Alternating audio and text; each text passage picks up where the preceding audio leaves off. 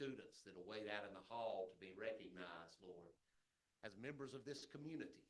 And we are grateful for this community and all those who live here. We truly are a city with a heart. And I pray that your heart and your presence be with us tonight as we have this meeting, that you be with our staff, you be with our police, our fire, our emergency workers, keep them safe, and all those who work for the city. And we pray tonight as the business comes before you that you'll be present in any decision that needs to be made for this city, for this community. But most of all, God, we are just grateful. Grateful that we have someone that we can turn to in times of need. And we're grateful for those who take the time to come up and volunteer and to serve. We love you, God. Amen. Everybody will please stand. I pledge allegiance to the flag of the United States of America and to the republic for which it stands, one nation, under God, indivisible, with liberty and justice for all. You may be seated. Thank you so much. Okay. Now we need an approval of the agenda as is. Do we have a motion? Okay, we have a motion from Bill to approve the agenda as is. Any further discussion? All in favor, please raise your right hand. Unanimous. Thank you so much. Next, we have some special presentations. And first off, here you are. Yes, ma'am.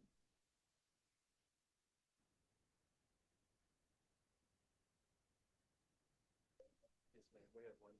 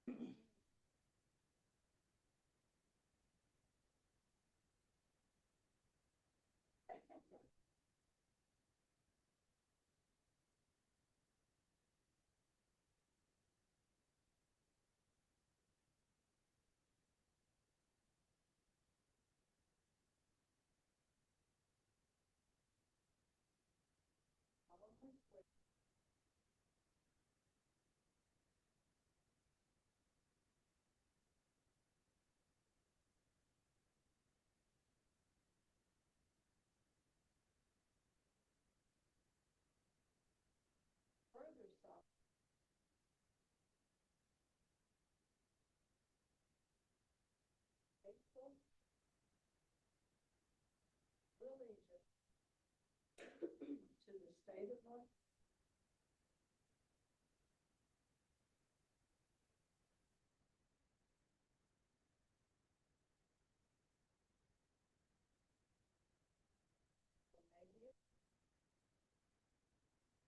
government thereof.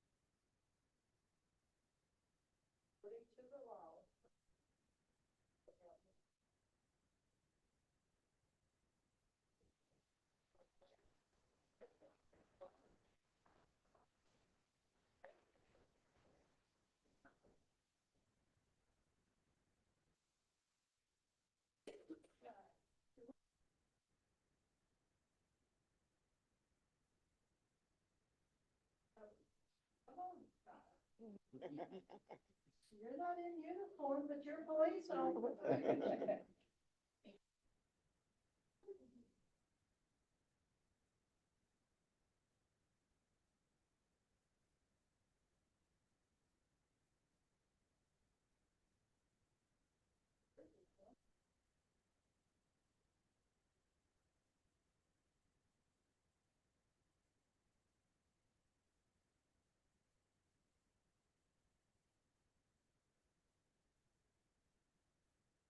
give him a round of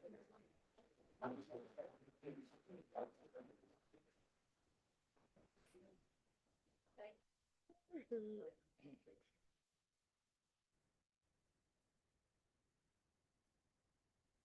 award, I am so honored. Goes to wonderful that has been in town so long. I hate to say it that way. Everybody knows Bobby and Susie Mc.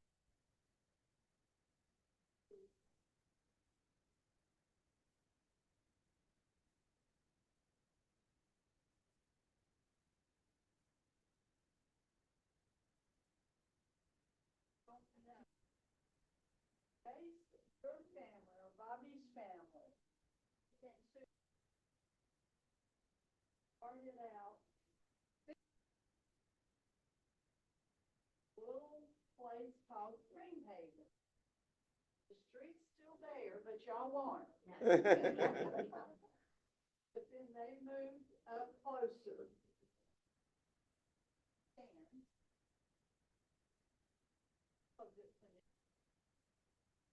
oh, that was a lot of work. I know, but it was so good.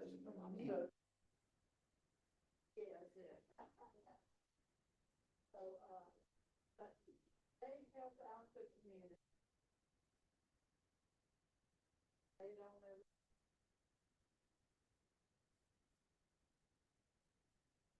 But we want to acknowledge their 60 of service. That's not 60 years of service. Faithful reputation. Restaurant. Dedicated. Recommend. Excellent.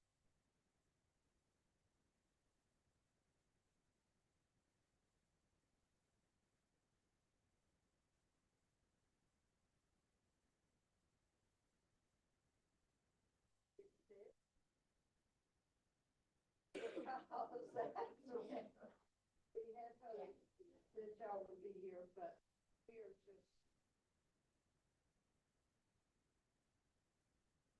Haven't been, about it. Food is excellent. They've got several right.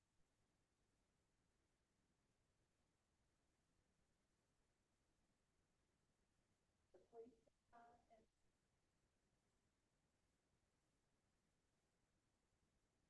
the place will be. Listen, don't get me.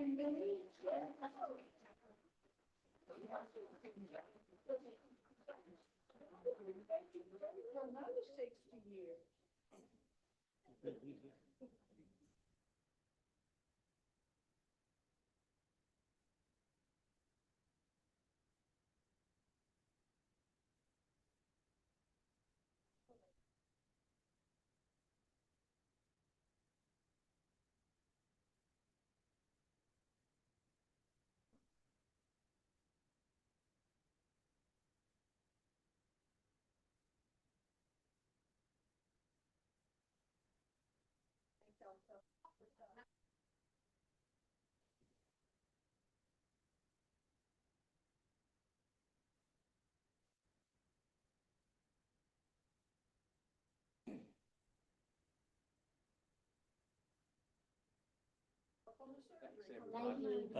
Thank you.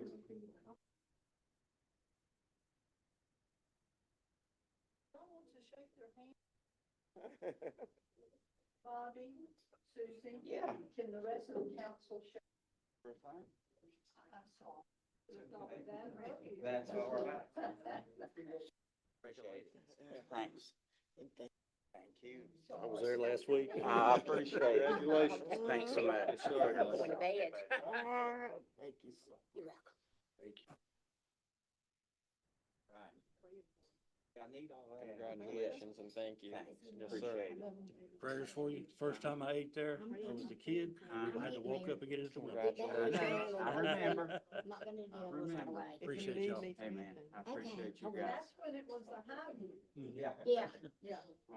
well, technically, where we're at now, Yeah. that was 60 years at that location. Wasn't counting. And what counting No. Greenhaven? No, Greenhaven was before that. 66. They ran 60, his dad ran We ran 66 too. 66 for So Howard, how many Natalie, years was Bob? 70. Counting those 10 years, 70 years. Let's see. That part's right. Okay. We're gonna have to get that plaque adjusted now. Oh, no. Y'all need- I didn't have anything to do with the others. You need any help? He's good, he's good. Yeah, I'm good. Okay. Now is the next thing that we look forward to every month. It's just this month, we kind of got double. We're gonna do things a little bit different. We're gonna start with trial.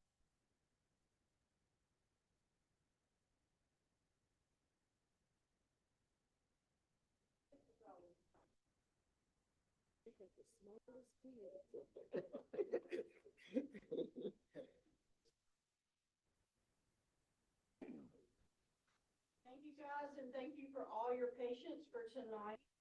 And again, thank you for welcoming us every single month. The first student that I want to recognize is Beckett Foster.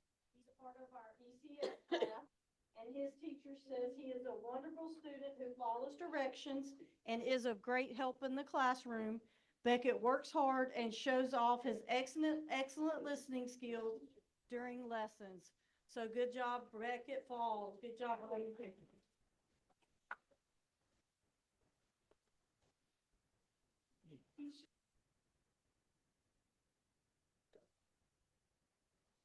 So Beckett, if you'll just stand right up here, we did the rest of your class. Next is kindergartner Alex Murphy. Alex Murphy is an excellent student. He works hard to complete his work every day at school. He is kind, polite, and compassionate to his classmates and teacher. Alex is a joy to have in class. Congratulations, Alex.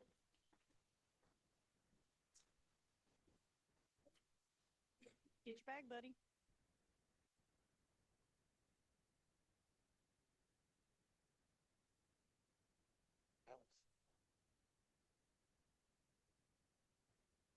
Next is Congratulations. kindergarten Nolan Murray.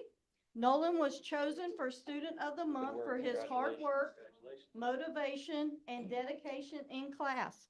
He constantly shows progress academically. He is such a wonderful friend to all his peers.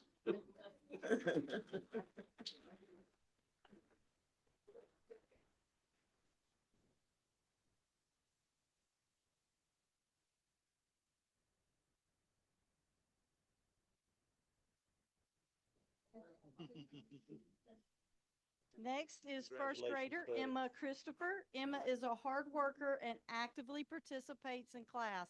She is a good helper and friend to her classmates. Congratulations, Emma.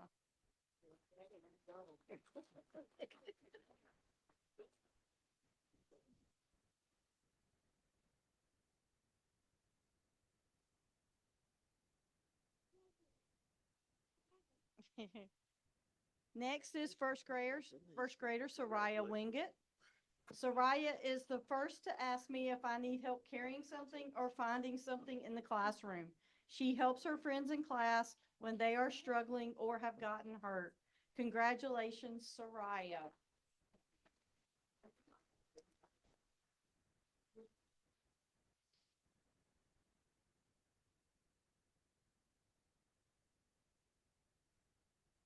Congratulations.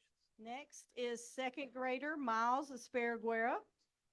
Miles is a responsible and friendly student who always gives her best effort and stays focused in class. She follows classroom expectations, works hard in her learning, and gets along wonderfully with her classmates. Congratulations, Miles.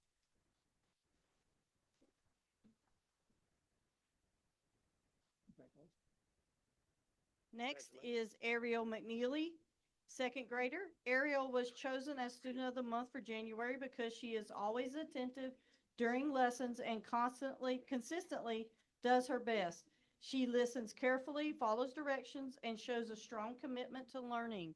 Ariel's hard work and positive attitude make her a great role model in our classroom. Congratulations, Ariel.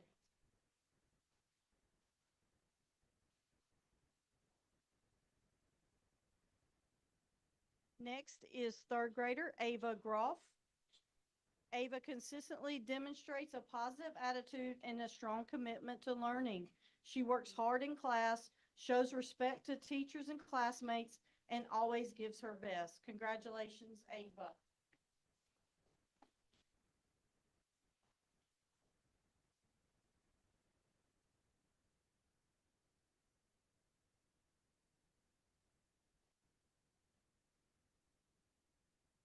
Come away from the wall just a little bit, Congratulations.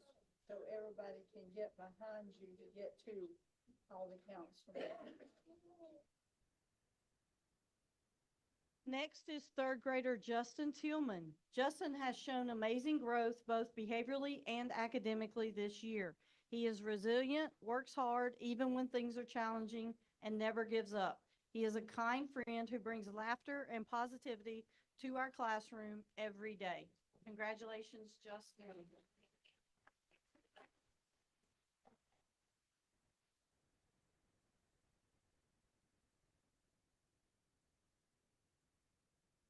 Congratulations. Next is fourth grader Leslie Perez Rodriguez. Leslie is a wonderful student who lights up any room she walks into. She works hard every day and is always a kind person. She pushes everyone around her to be better in every way. She is such a joy to have in class. Congratulations, Leslie.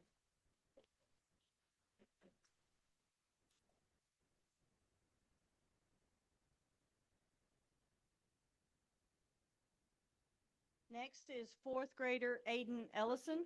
Aiden is a hard worker and always follows directions. He also shows respect to his peers and classmates and his teachers.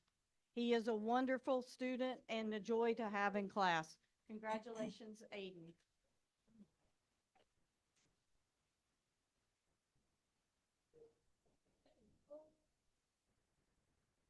Next is fifth grader Harper Gage. Harper's maturity, kindness, and perseverance in all she does are a few of the reasons why she is a role model for others in fifth grade.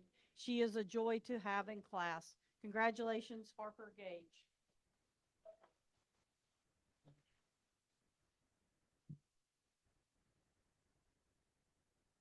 And that wraps us up. I have one absent. I have one that could not be here, Kiera Miller. Congratulations. Ready to smile for a picture? Okay. We normally try to get all the schools in here. Tonight, we're not gonna be able to do that. We're just gonna take Brian's picture right now.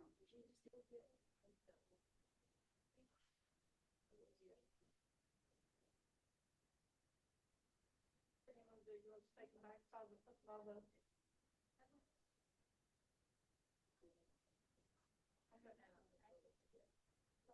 here right now, see your, Soraya.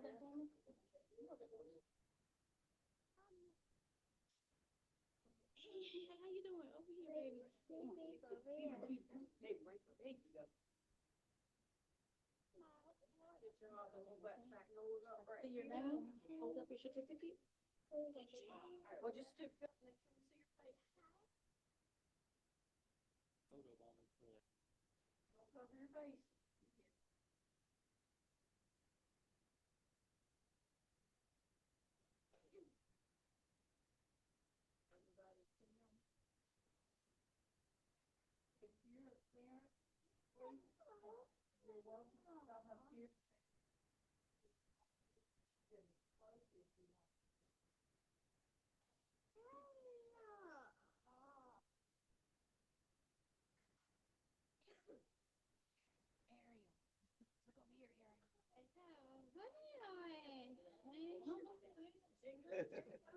Don't put your certificate in front of your face.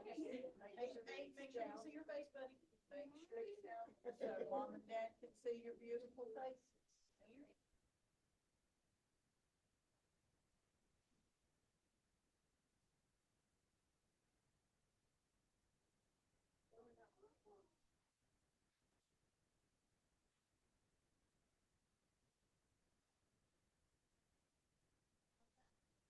Let's give them a big round of applause.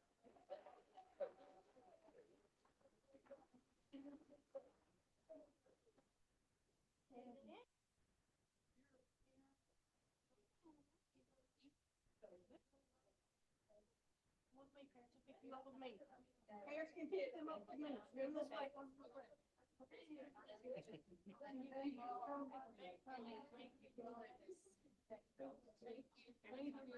Thank y'all.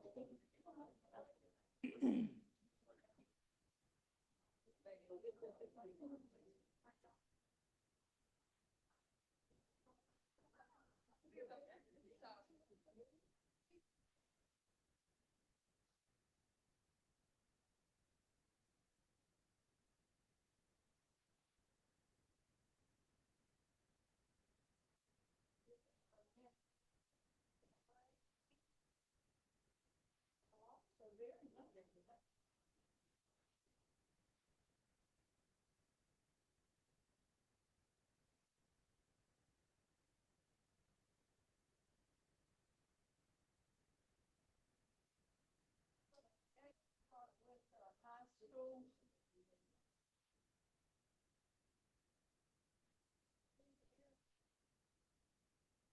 Know that my babies are working on their patience out here, so we can be patient.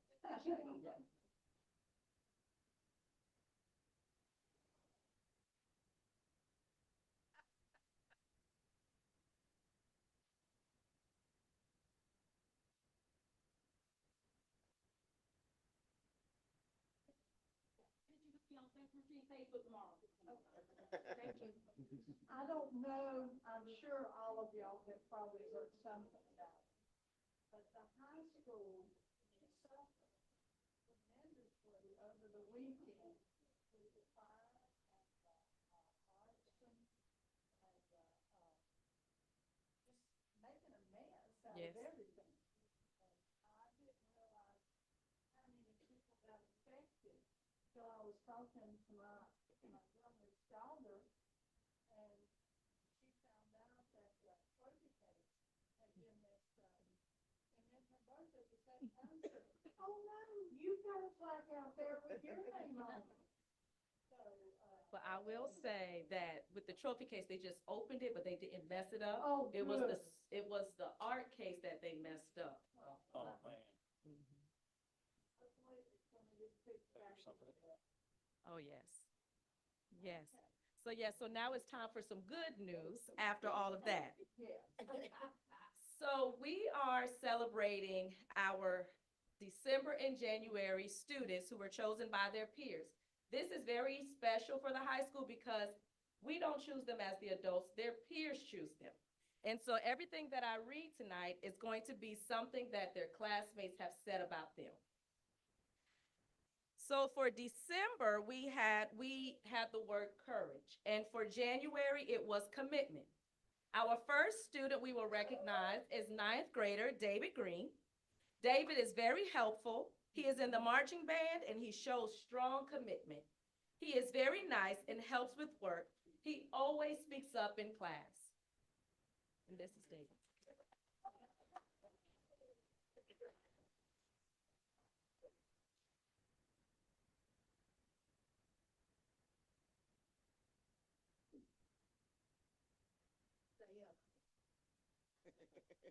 Ninth grader, Valerie Aguilar Campuzano. She is very nice. Yeah. She is very nice and helps me with my work. She is part of the band student leadership. She does her work and is punctual and is always ready to do anything. Valerie always has a positive attitude and is always smiling. She is always helping students and is an overall nice person. She shows kindness to everyone, no matter who they are. Valerie Aguilar Campuzano.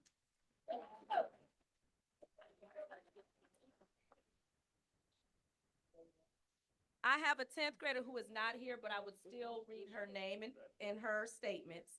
Nariah Higgins, she always makes sure I don't forget anything, whether it's something for practice or something from my house. She has stayed true to all of her promises, no matter how hard or out of reach they are.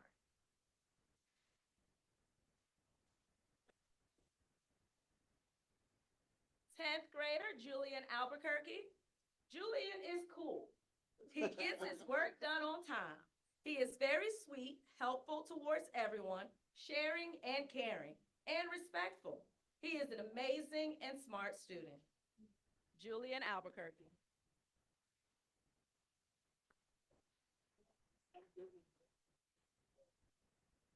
11th grade, John Pope.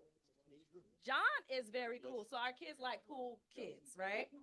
John is very cool. He helps classmates. He is a very hardworking student. I see him going to college in the future, potentially at Harvard University.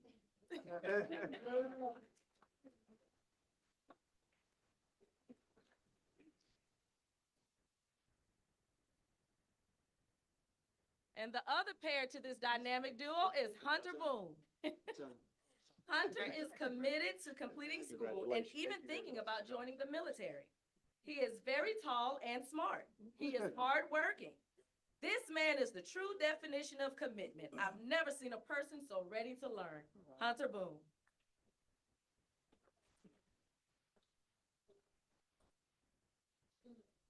And these two are the best of friends. If you see Hunter, you see John. So it is great that they were recognized in the same month. And now for our 12th graders, Lucas Adams. Lucas is a student who does not pay attention to negative opinions. He is an athletic trainer, the girls' basketball team manager, and the morning announcer. Lucas is very responsible. Lucas always steps up and does a lot for the school, most things that other students would avoid. Lucas Adams.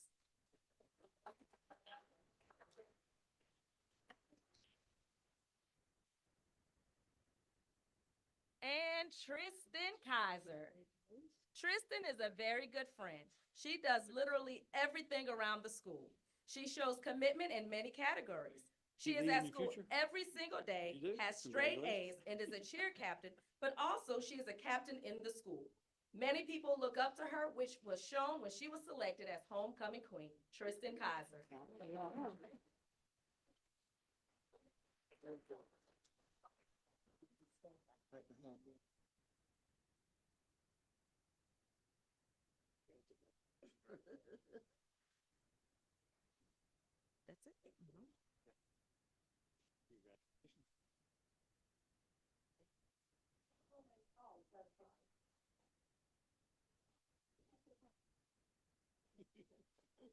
It's gonna be hard to find who's the tall one.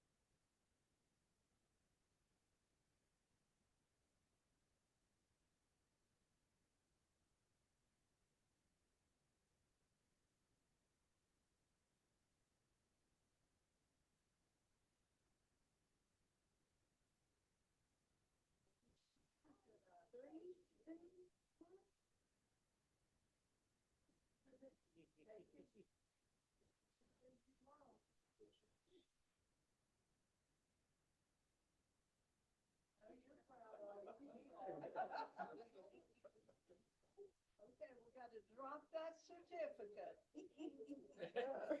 We need to see your handsome face. Come on. Okay, so where's his mom, Dad?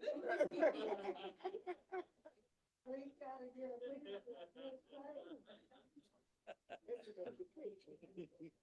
Okay, let's give him a nice round of applause.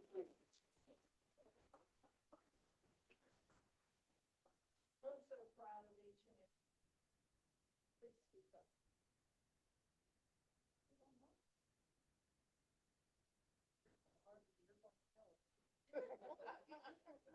Okay.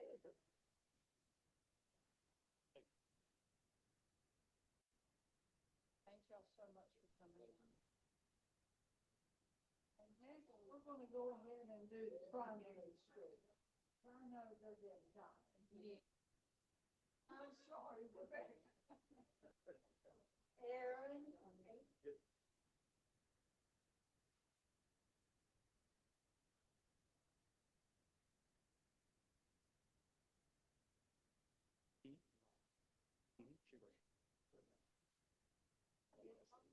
Tristan.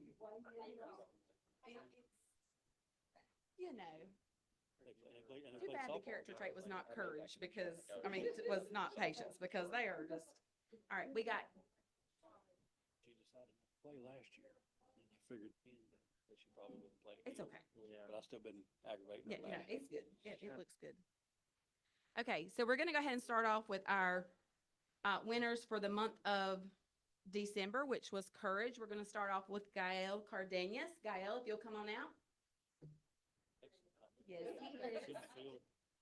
Gael's teacher says, Gael has made a lot of progress and growth in our classroom. He is a kind and helpful student. He has more confidence and participates in more classroom activities compared to the beginning of the year.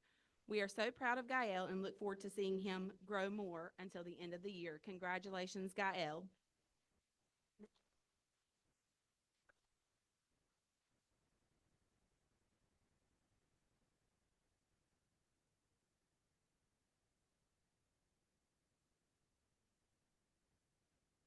And while he goes around, I'll go ahead and mention our first grade winner, Sanaa Mobley. Her teacher says she's made a lot of growth in her reading and math, and she never gives up.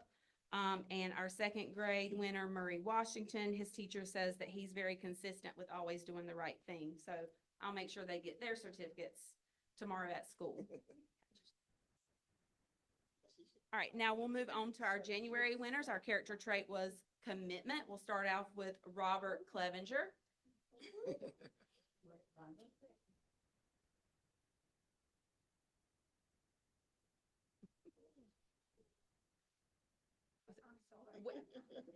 We ahead of the game today. I'm sorry. Yes.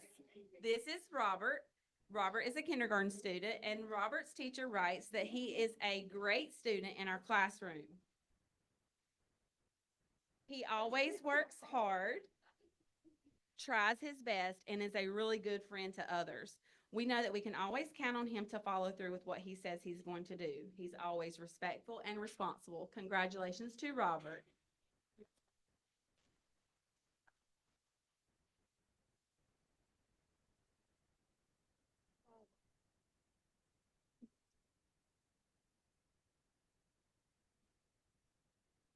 Congratulations. And next, our first grade student, Aaron Leaders.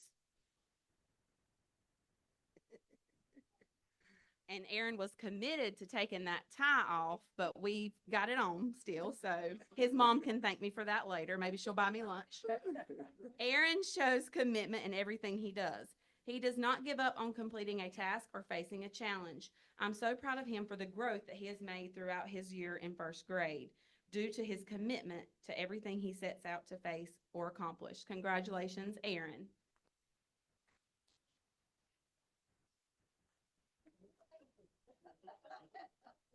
And our second grade student,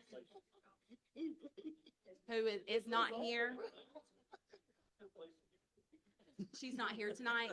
It was Grace Rubio. She works hard to get results and learns all that she can while she's in the classroom. So congratulations to all of our students, and thank you, City Council members. Mayor Smith, this is it.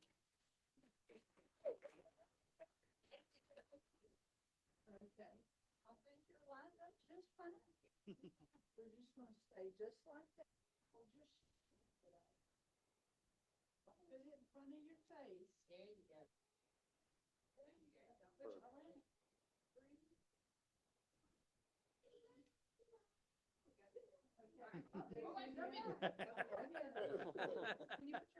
Thank you to my friends for letting us go next. Okay, ready? Big smile. It's a mom speaking, don't matter who's. Perfect. Okay, give them a hand. Okay,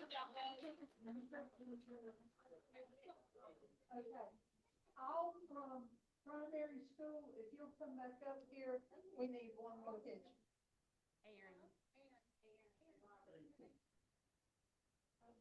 One more. One more.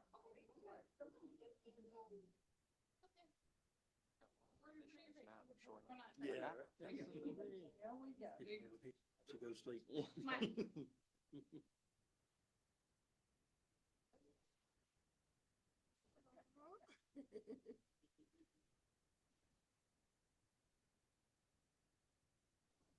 y'all so much for coming out tonight and bringing your dinner.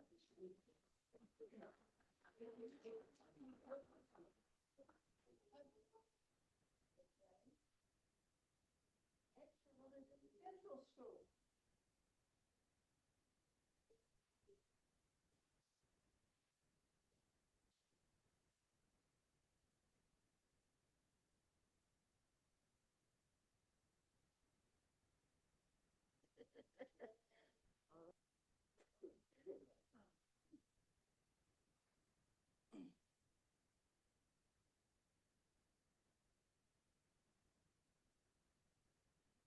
Hello, everyone. I'm Mr. Bowie. I'm representing Bessemer City Central Elementary. I'm a fourth grade teacher.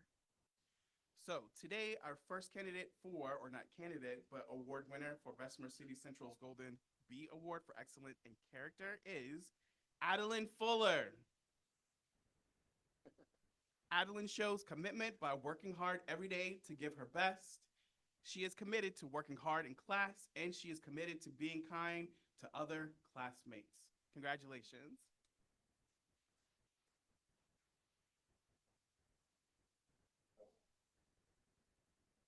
Next, as our Bessemer City Central Golden Bee Award for Excellence in Character is Olivia Kristen Burry. Congratulations. Olivia shows courage by trying her best when she is faced with an academic challenge. She gives her best effort and asks for help when she needs it. I'm so proud of how she has grown academically this year. Congratulations.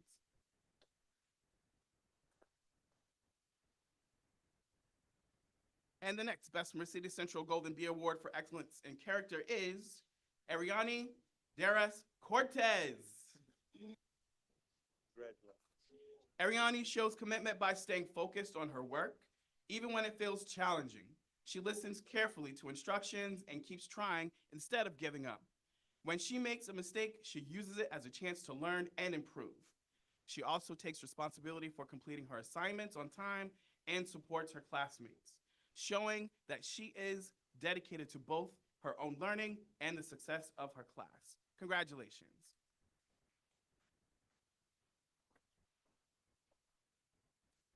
The next Bessemer City Central Golden Bee Award for Excellence in Character is Ava Sims. Congratulations. I would like to nominate this student for Student of the Month because she is consistently demonstrating courage through her actions in the classroom. Ava shows courage by working hard every day, even when tasks are challenging, and she never gives up on herself. She is not afraid to try new things, whether it is learning a new skill, sharing her ideas, or stepping outside of her comfort zone. In addition, Ava regularly volunteers to help in class, is always willing to participate. Her positive attitude and determination set a wonderful example for her peers. Through her hard work, bravery, and willingness to help others, she truly embodies what it means to be a courageous and dedicated student. Congratulations.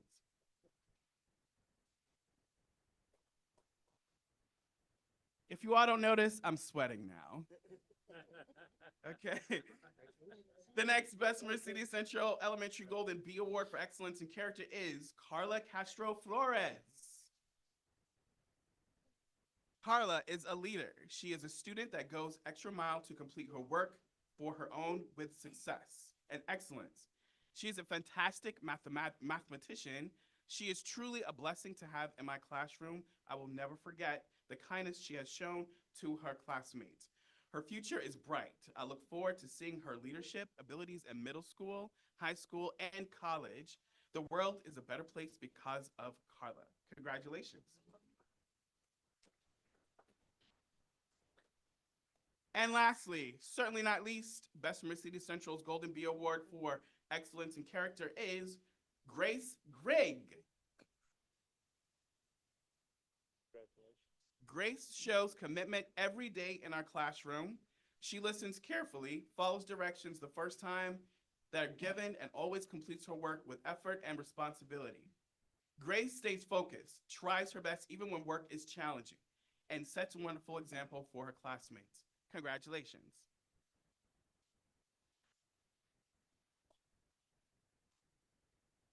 Okay, I'm done. Thank you. Thank you very much. Congratulations. Congratulations. Oh, I'm sorry, that's throwing me off all night long.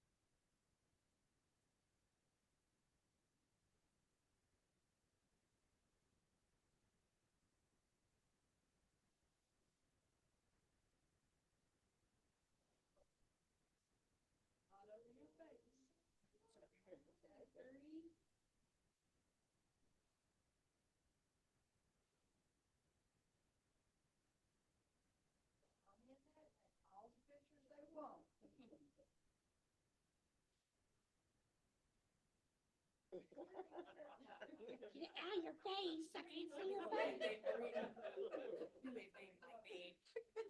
Mom.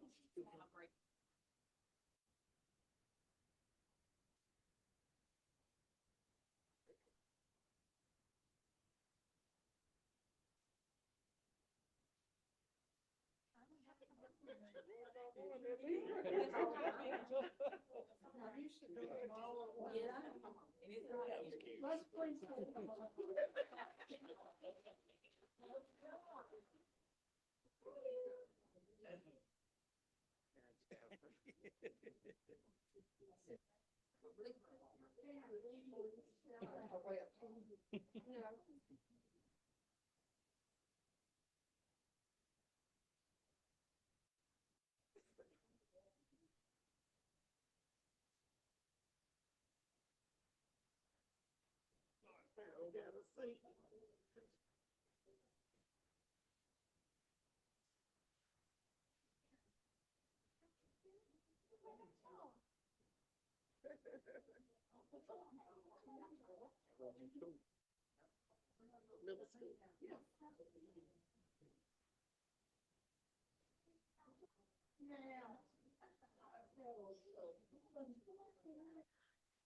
Mayor Smith just wanted to save the best for last.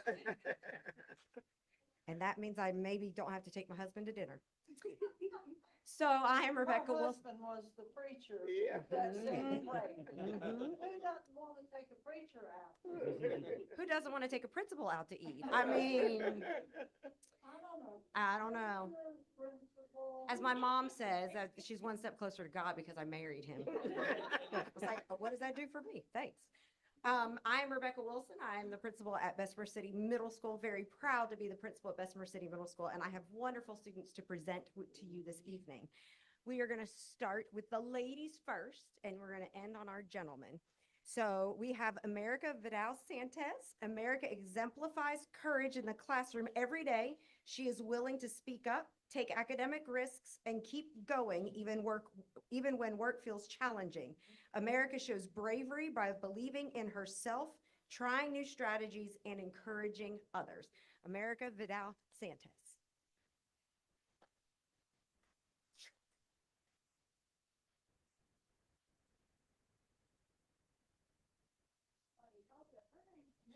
America. Yeah, wonderful. Our next student is Callie Perez. Callie consistently shows dedication to her learning by staying focused, completing her work with care, and giving her best effort every day. She doesn't give up when things get challenging and is always willing to grow and improve. Callie Perez.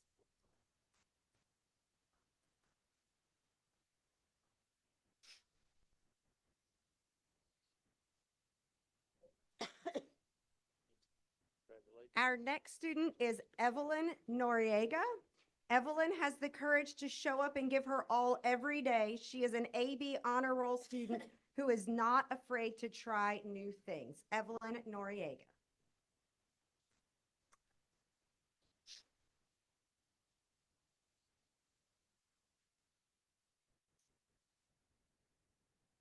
We have Alyssa Dameron. Alyssa consistently shows a positive attitude and strong effort in class. She comes to class prepared and stays focused. She is always on task and completes her work. Alyssa Dameron.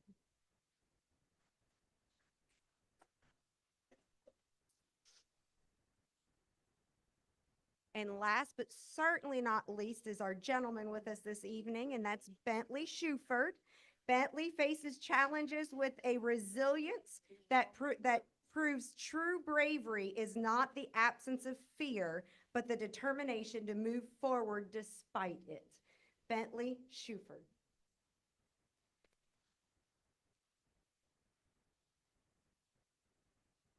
I have Yes, he does. Let you know. I have two more. I just want to mention their names that were not able to be with us. Emery Crisp and Micaiah Bowler. They were not able to be with us this evening. Thank you all very much. It's the best for last. Oh, big old smile. Alyssa, I want to see teeth.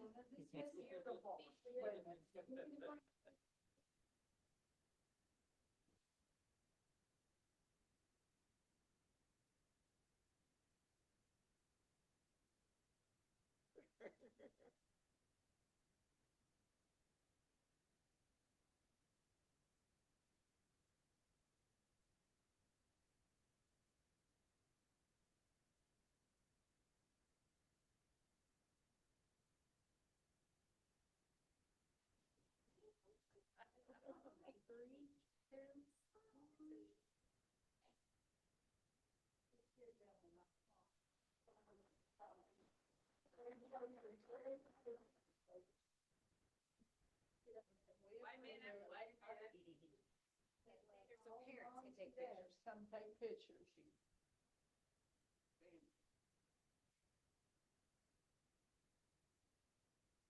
Y'all can get closer.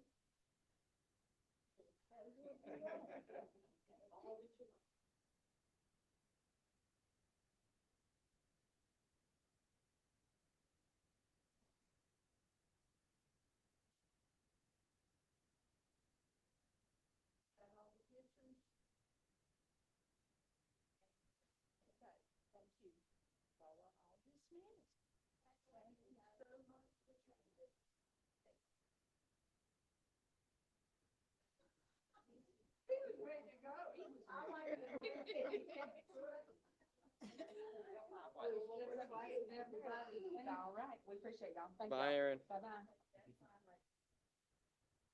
Good, how are you? Stick around for a minute.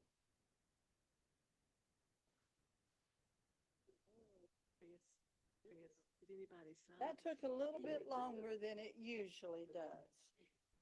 But we don't want to slight any of our boys and girls when they get to come to city council and be awarded Student of the Month certificates. They work very hard for that.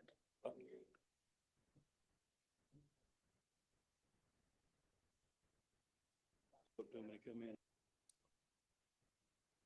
Okay, now we'll get back to the business at hand. No, I left my glasses down there.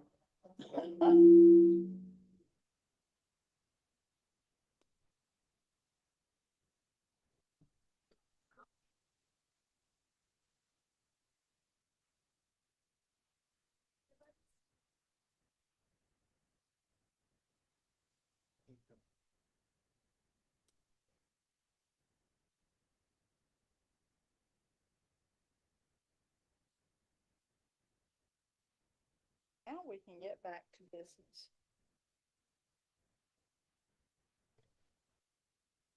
Okay, next is our request to speak, opportunity for public comment. This is an opportunity for members of the public to express items of interest to the mayor and city council. This is not a time to respond or take action. Any necessary action will be taken under advisement. Speakers are asked to use proper decorum and to limit comments to no more than 3 minutes. Okay. Mason Carter. You'll state your name and address upon reaching the podium.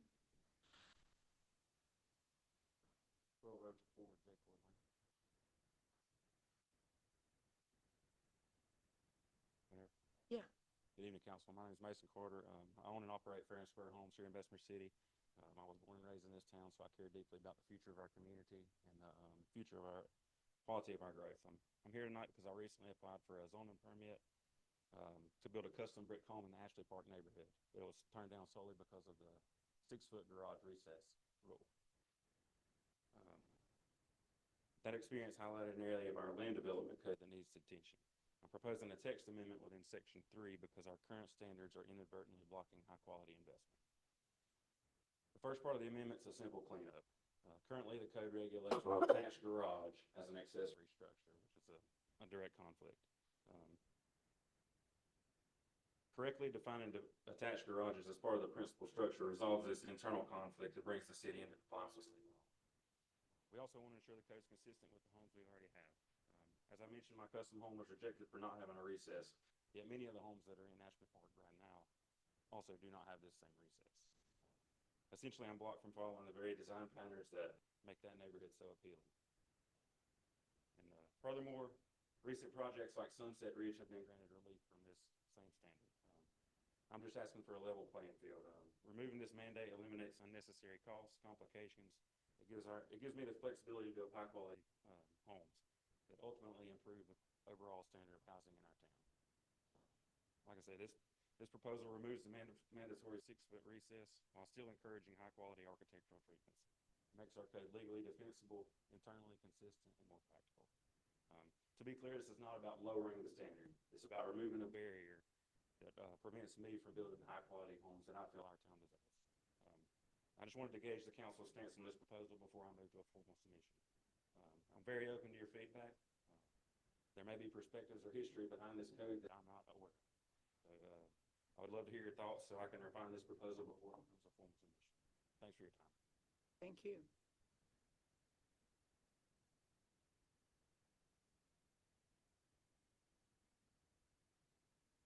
Okay, that's the only one we have for public comment.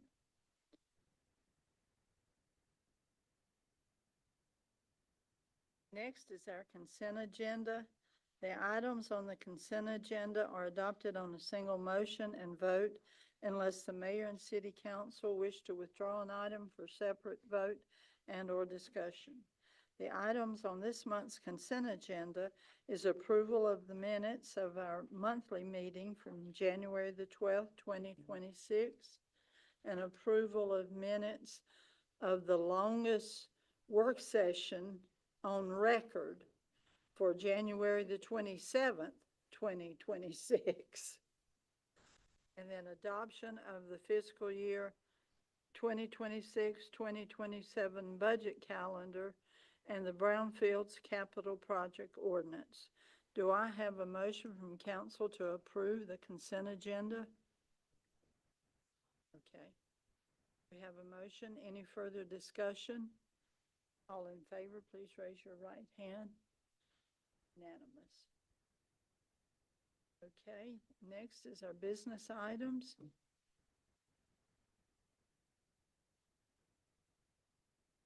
Proclamations. Okay. African American History Month 2026. Whereas African Americans have played a significant role in the history of the United States from the early days of the pioneers to our present-day leaders in such industries as aerospace, finance, government, and international trade. And whereas, as a result of their determination, hard work, intelligence, and perseverance, African Americans have made valuable and lasting contributions to Bessemer City, Gaston County, and the great state of North Carolina, achieving exceptional success in all aspects of society. And whereas in 1976, African American History Month was formally adopted to honor and affirm the importance of African American history throughout our American experience and serves to promote cultural enrichment, ethnic pride, and self-esteem by celebrating the lives and achievements of great African Americans. And whereas observing African American History Month provides opportunities to gain a deeper understanding of African American history and acknowledge the centuries of struggles for equality and freedom. And whereas every year the Association for the Study of African American Life and History sets a theme for African American History Month, and the theme for 2026 is A Century of Black History Commemorations. And whereas this year's African American History Month focuses on the various and profound ways that work and working of all kinds, free and unfree, skilled and unskilled, vocational and voluntary, intersect with the collective experiences of African American people. African Americans and labor intends to encourage broad reflections on intersections between African American people's work and their workplace in all their iterations and key moments, themes and events in African American history and culture across time and space and throughout the U.S., Africa, and diaspora. Now, therefore, I, Mayor Becky S. Smith, and City Council do hereby proclaim February 2026 as African American History Month in Bessemer City and urge all citizens to join me in paying tribute to the noble struggle of African Americans and encourage appropriate programs and activities that honor this significant contribution African Americans have made to our town, state, and nation. In witness whereof, I have hereunto set my hand and caused the seal of the city of Bessemer City to be affixed on this 9th day of February 2026. What is council's desire concerning the proclamation for African American History Month? We have a motion. Any further discussion? All in favor, please raise your right hand. Unanimous. Thank you very much. Next one is proclamation for the City with a Heart Day on February the 14th. Whereas the City of Bessemer City desires to celebrate Valentine's Day and expand upon its logo as the City with a Heart by encouraging all citizens to reach out to others with simple acts of kindness. And whereas our goal is to demonstrate the extraordinary power and importance of simple kindness or a kind act, and whereas educating people about the power of kindness can improve the emotional climate in our workplaces, schools, communities, and on the roadways. And whereas spreading kindness is fun, rewarding, and will serve to enrich our lives and the world. And you can show you care by being kind to animals, taking a coworker to lunch, or just by smiling and greeting everyone you encounter. Now therefore be it proclaimed by the mayor and the city council of the city of Bessemer City that February the 14th, 2026 be proclaimed as City with a Heart Day. And all citizens are urged to celebrate Valentine's Day by demonstrating random acts of kindness and encouraging kindness throughout the world. What is council's desire concerning this proclamation? Make a motion to approve the proclamation. Okay, we have a motion. Any further discussion? All in favor, please raise your right hand. Unanimous. Thank you very much. Okay, next is a public hearing for the daycare text amendment. Jamie, do you want, email Jamie, do you want to come and say a couple words concerning this matter?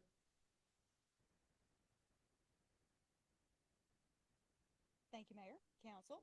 Lovely to see you all this evening. I believe I have some slides loaded.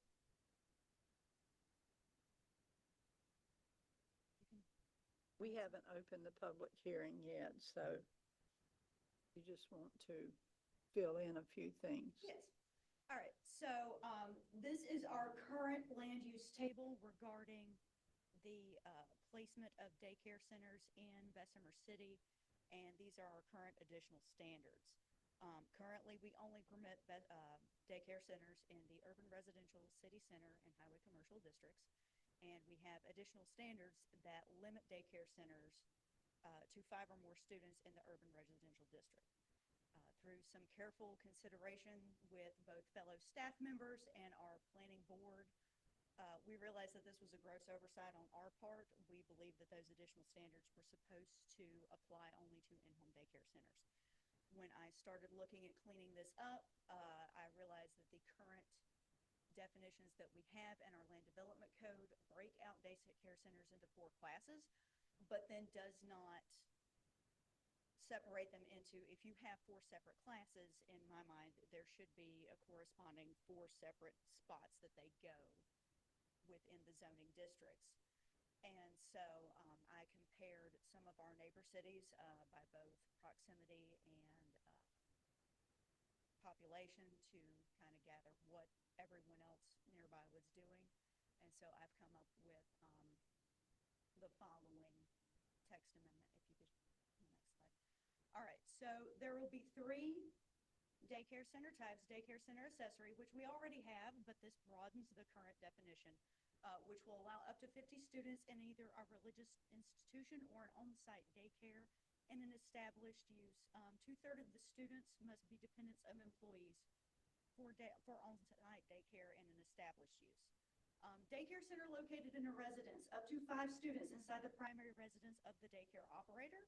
And then daycare center standalone, and this is a separate use category for principal use of a structure. Any daycare that does not qualify as either an accessory or home-based daycare would need to qualify as a daycare standalone. Next slide, please. All right, so this is our proposed new use chart. This would allow accessory daycare centers in all zoning districts. So that means that if you have a religious institution, because we allow those in all zoning districts, they could have an accessory daycare center with up to 50 students. If you have an existing business, whether that business is permitted by right and a new establishment, or if it is an existing business that is what we call an existing nonconformity, therefore it was established before the current zoning, maybe it wouldn't be allowed to be established in that district today, but it still is operating lawfully. They could also establish on-site daycare for their employees. Daycare center located in a residence, it just seems to make sense to have that in all three of our residential zoning districts. So we have that with rural, neighborhood residential, and urban residential with corresponding additional standards, and then daycare center standalone. City center, highway commercial, and then it opens up the next category up, business campus production for a standalone daycare center. Next slide, please. So we have 3 new definitions and then 3 new corresponding additional standards. Most of the language in each of the additional standards mirrors the other. There is a little bit of bespoke language that is appropriate to each daycare center type. It retains the current requirements for fencing around play areas, play area location, traffic plan for all classes of daycare center. Chain link fencing is something that I run into conversations a lot. So I have included the caveat here that you can have chain link fencing around the play areas if it's vinyl or powder coated and screened with evergreens, because in a lot of our zoning districts, we do not allow chain link fencing to be seen from the right of way. So that is the workaround for that. That maintains that aesthetic that we're trying to keep with allowing the chain link fencing to do the primary job, which is keep the children contained and make sure that they don't wander off somewhere where it's unsafe. The buffering requirements between accessory or standalone daycare centers and residential uses, and then the new additional standards clearly correspond to the new definitions while maintaining the numbering conventions for the remaining additional standards section. So basically, the reason I wrote it that way is because so that we didn't have to renumber every single thing that followed 2.8.p. That's why it's 2.8.p1, 2.8.p2, 2.8. That just makes it cleaner for the rest of the code. Next slide, please. All right, so the effect of this is that it clarifies and updates our daycare center types and definitions. It modernizes them, and it basically smooths over a giant oversight when we first wrote this code. It allows home-based daycare center in all residential districts and allows daycare center principal uses in the city center, highway, commercial, and business campus production districts. Next slide.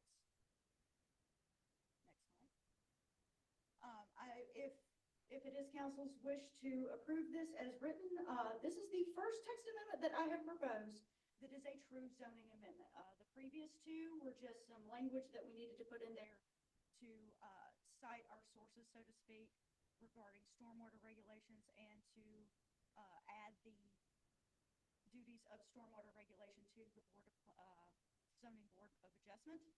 Those didn't affect zoning. This one does. This one absolutely says you can establish X use in Y territory, and therefore that makes it a zoning amendment. And so for 160D, we have to have a reasonableness and appropriateness statement. And so if you approve this, I have got a preloaded consistency statement supporting this. Slide, please. Does anyone have any questions? Thank you, Jamie. Thank you. Okay, now we need a motion from council to go into a public hearing for the daycare text amendment. Make a motion to go into public hearing for the daycare text amendment. Thank you very much. Okay, any further discussion? All in favor, please raise your right hands. Unanimous. Okay. We have one person that has signed up to speak. I'm not sure whether it's in support or in opposition. Okay, I thought y'all did that. No. That's a support sheet. Okay. But, okay, now that the public hearing is open, Wendy Sissom.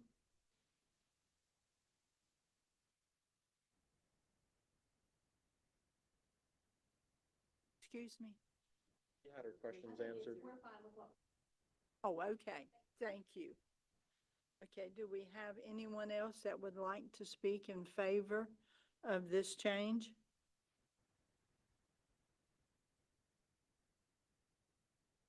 Do we have anyone that would like to speak in opposition of the text amendment?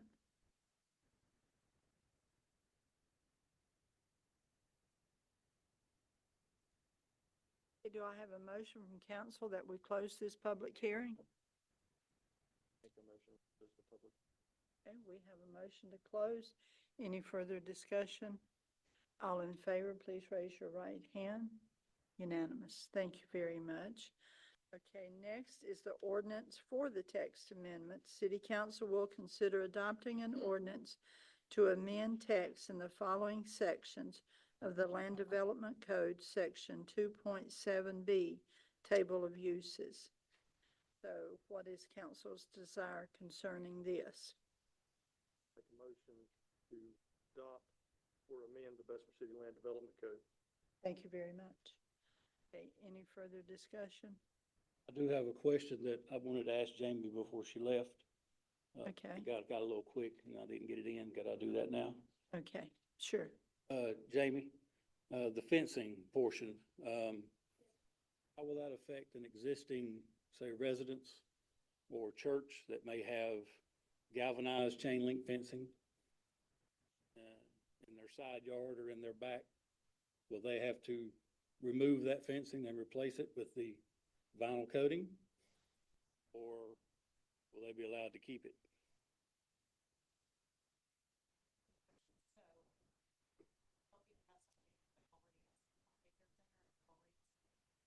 Let's say like the First Baptist Church, for instance. They had a daycare center at one time. If they are going to restart, their playground is with galvanized fencing. If someone in a residence, in a neighborhood residential area, who already has a fenced-in yard, they wanted to start a daycare center, they have to tear down and replace their fencing. I may be able to help add some context, and the attorney can maybe chime in as well. The way the Land Development Code works is it focuses on anything new at the time of adoption. Anything that's existing is essentially grandfathered, and I don't know if that's really the technical term, but it would be a grandfathered component of the facility or of the building. Same thing with grandfathered uses with the Land Development Code. If you have a zoning change, that does not mean that businesses have to close or anything like that. It's just a matter of whatever changes moving forward. And I don't know if Attorney Smith can clarify some of those points. I think Councilman raises a question because so you had a residence at a chain link, standard chain link, wanted to put in a daycare. Then you've changed the use, added a use, would have to, in my opinion,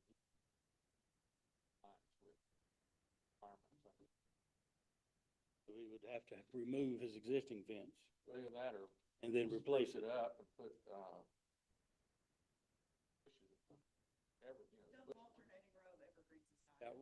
But we're talking about, bushes around. but we're talking about the fence itself because galvanized chain link, which is quite plentiful around Bessemer City right now, is not allowed. Only the vinyl coated and the powder coated, I believe. Point is, unless you owning them that to make somebody go back and change something. That's what I wanted to clarify. Pre-existing. Because that would be a hardship, especially on a residence or a church. Yeah, but again, if the use changes, they go into, if you have a structure that's currently forming as a residence, you may have a non-conforming fence. That person came to Amy and said, I want to put a daycare in my backyard. They would have to then comply with the requirements of the fence for the daycare, under the new daycare ordinance. That would create a burden on that residence to remove his fencing and replace it, if he wanted to do a daycare in his home. Potentially, it would create some, create some. So one of the pieces of guidance because burden comes up.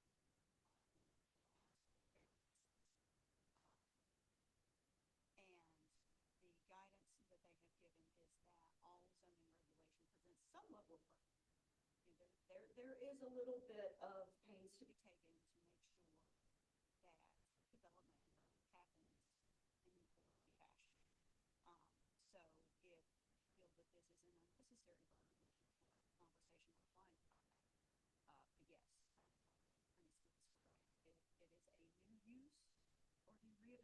reestablishment of a previously abandoned use, then the fencing would need to be in compliance with the code as written. I think the text is, the adjustment was written real well, and, besides that one section of having to replace the fence if you were a homeowner, or in the case of a church, for me personally, I can't support it because of that language. So the code as it stands right now, we do not permit chain link fencing, in most circumstances. It is seen from the right of way. So that would be something I would have to evaluate on a case-by-case basis. I put that language in there with the double alternating row of evergreens to kind of help give people an out. That's still required if they have the powder coated and the vinyl coated. But what we're saying here is if me, residents, if I decide I want to have a daycare, then I would have to have my fence removed and replaced, and then install evergreens and everything to the backyard. Or the alternative is, the gate fencing type that is allowed in that zoning district. We've got several different, and I can't think of them all off the top of my head, but there are architectural design standards for where you can put what type of fence. So, I mean, that's not your only option, that's just to give people an. Yes, but I would still have to purchase another fence. I'm not in favor of that. Unless we could modify that language to where an existing homeowner or an existing church with this fence could leave their fence. I'd support that.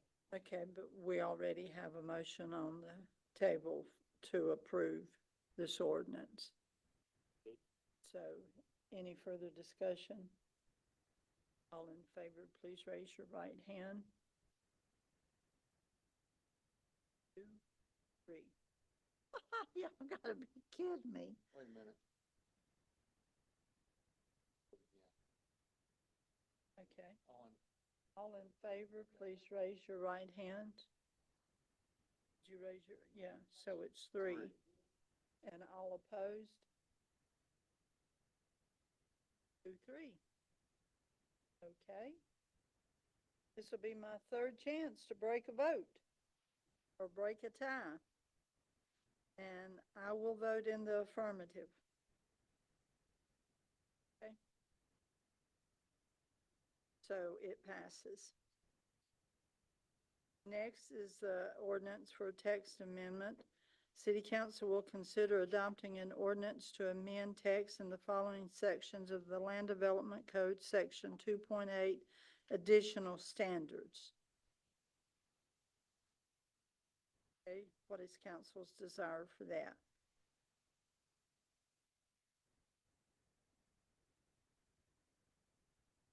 Do we have a motion to approve that?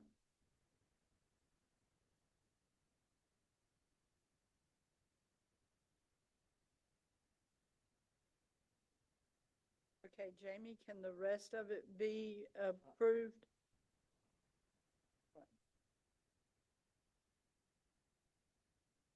fencing requirements.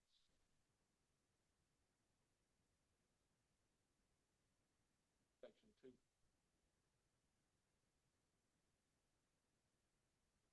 And it's in all three of them, isn't it, Jamie? Okay, so let me back up. This being my first at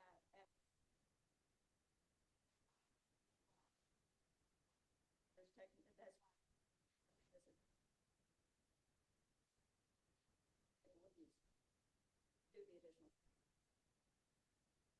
Did not know how to write all of that, and it makes sense in one big. Look it up and.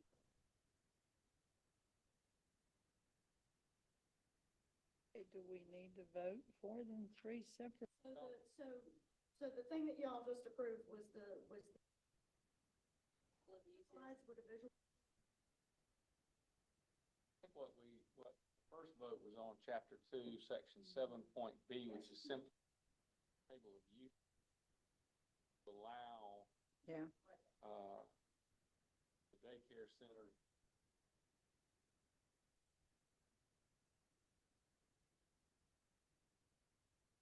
passed. So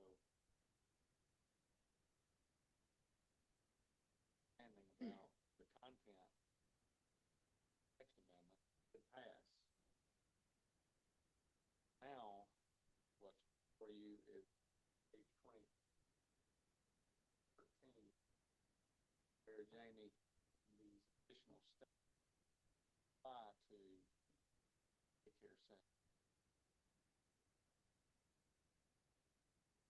Vote on that. This is where the fence.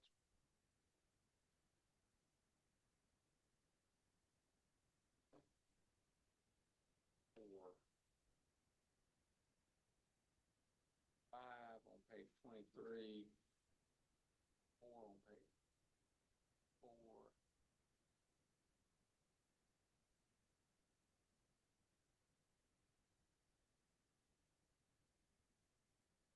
Number 4 under P2 is, anyway, the fencing requirements Jamie's added here are part of the supplemental or additional requirements. The way this works is what you've already done is you've approved the location of daycares in the basically residential. Now you have to, because of the way this is broken up in the proposed ordinance amendment, now you vote on the motion, vote on the accessory structure, supplemental regulations that go along with it. You, for the first thing, just said, okay, it's all right to put daycares in these residential districts.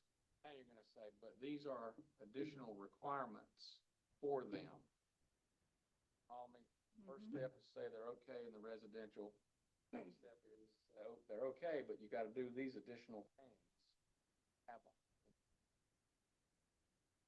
So that's what Jamie is asking.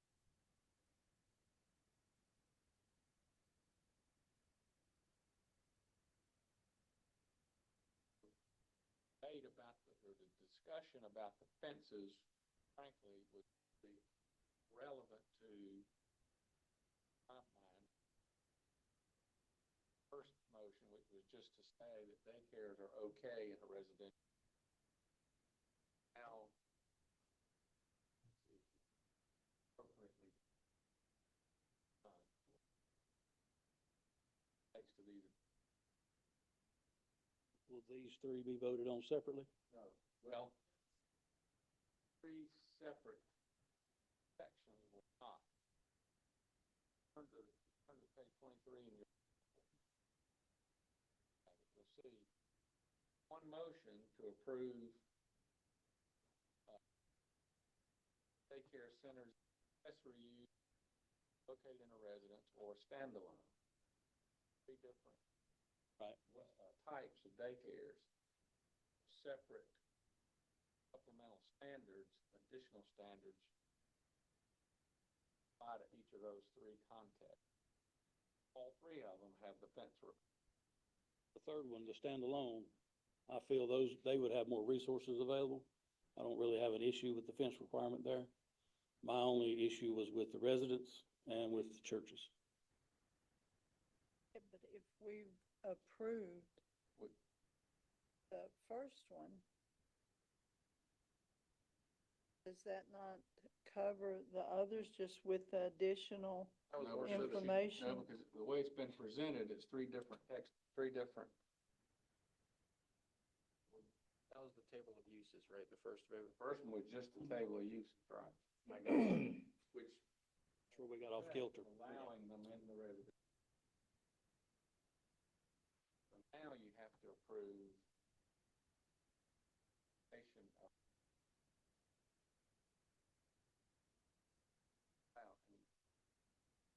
technically you could amend the additional standard because it's reduced burden, so to speak, theoretically. Say I'll offer a substitute motion, have the fencing requirement taken out.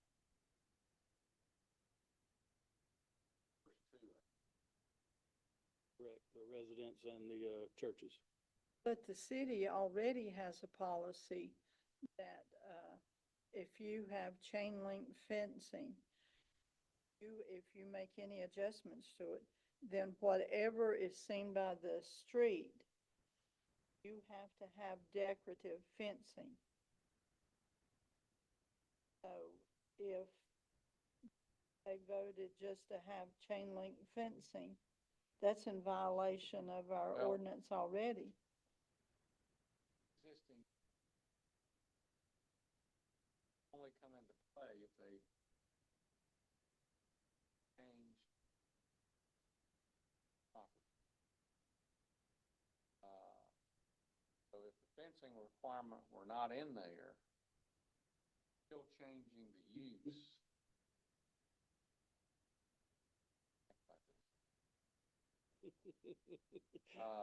Sorry, Counselor. That's all right. Too old for this.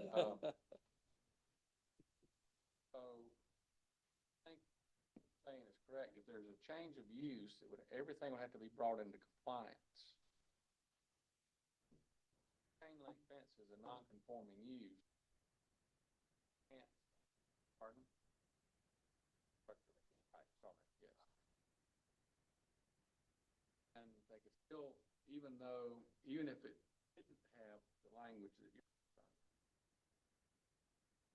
you could make them put some other kind of fence in there. Because Fencing element isn't, I do not believe that the fencing is required. So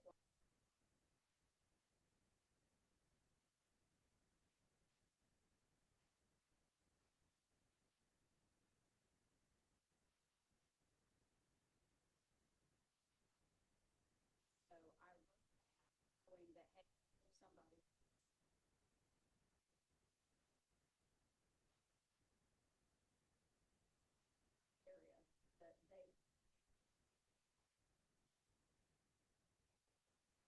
arborvitae.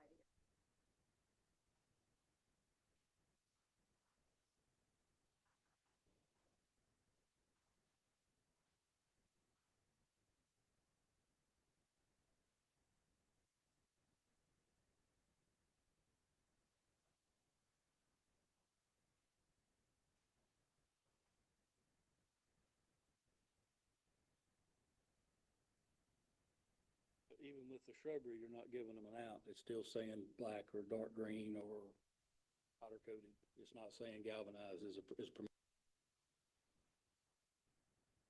And even in places where we do allow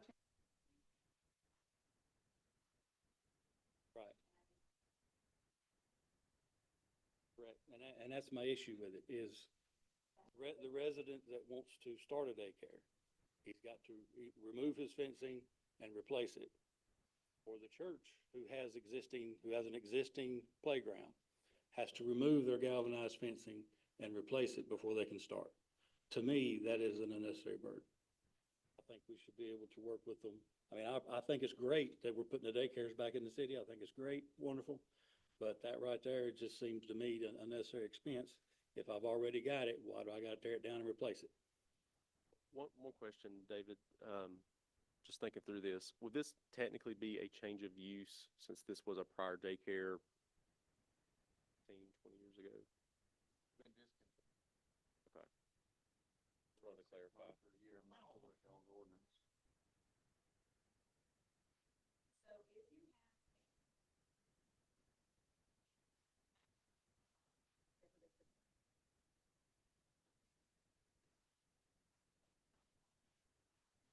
okay, gotta pull up stakes for your popsicle stand because we but if popsicle stand quit selling popsicles for 180 days, one, if you can show me that you have done something to keep that business afloat, then yes.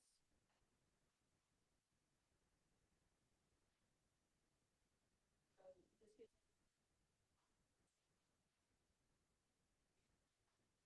there is a non-conforming structure and a one, two, or all three own the same one. Or things that get evaluated. But the rule of thumb is a non-conforming.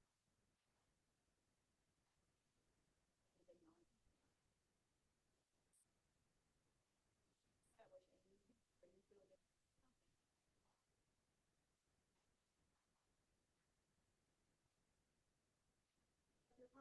stand in the 1970s, and it was allowed there in the 70s. You can establish a popsicle stand.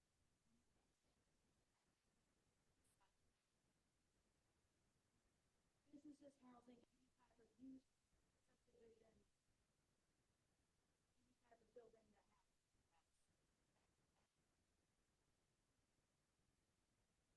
Hey, if we wanted to, if there was a motion that we table this until we could discuss it further, let's say at our retreat, would that impact the decision that was already made with the first one?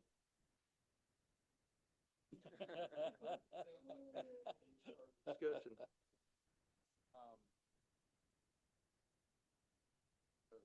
What you've done so far is simply amend the table of uses. Frankly, that is somewhat too out. The other two, not the addition.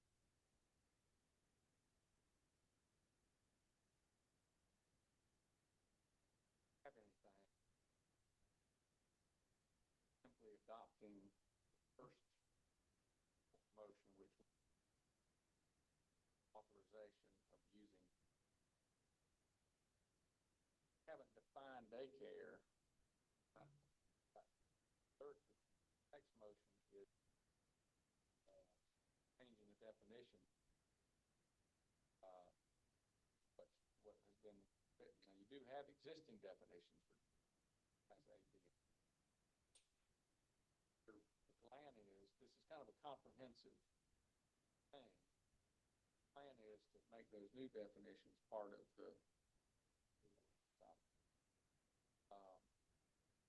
so I would, I mean, it's up to y'all. If you wanted to table it, you could, I don't think there's any harm in keeping what's already been approved as far as the allowing the daycares in the residential district. The full definitions and only one that accessory that we still have is I'm striking everything. And adding. Can we make an amendment change? Can we make an emotion to change language and then vote on the amended language? as long as the amendment doesn't fix the words. Can't by amendment make it more burdensome than it already is. That's burdensome. I think that's what If we could make an amendment to allow existing galvanized fencing, not change it out. I'd have to change it But out. the problem, excuse me, but the problem with that is you've already got, galvanized fencing isn't allowed anyway. Right, I think the way that I see it is, when you look at item 13, number 5, that's just reiterating an existing requirement. Is that correct, David? Where it's So talking item about 13. black or dark vinyl coating, it's, Yeah, I didn't pull that language out of yeah, that's just referencing existing, places where we allow, we do language. not allow galvanized. right. So anyway.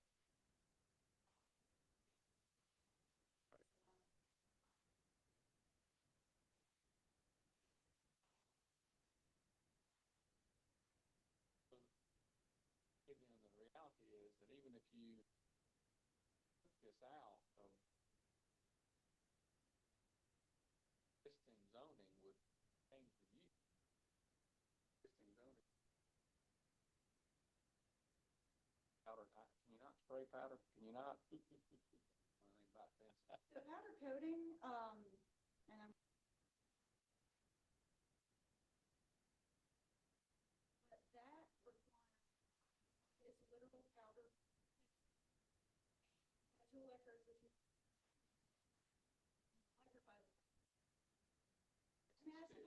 spray Right. paint it. I think it, to me, it sounds like there's more of a concern about section 3.5H of the code versus the discussion of daycares, because 3.5H is the section related to fencing in general terms.